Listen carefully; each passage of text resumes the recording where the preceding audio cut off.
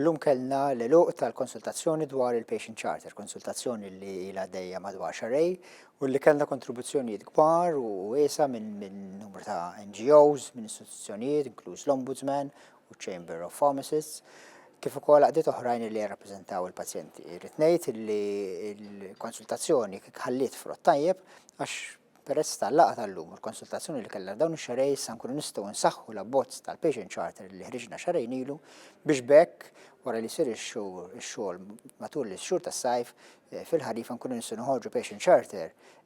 definittiv illi jagħti iżjed drittijiet il-pazjenti tagħna, jagħti iżjed għarfien ta' x'inhuma drittijiet u responsabiltajiet kemm ta' min jaħdem fil-Dipartiment tas-Saħħa kif ukoll min jirċievi dawn is-servizzi biex bekk il-pazjenti tagħna għall-ewwel darba ikollhom miktub bl-abjad fuq l-iswed dak li huma intitolati għalih.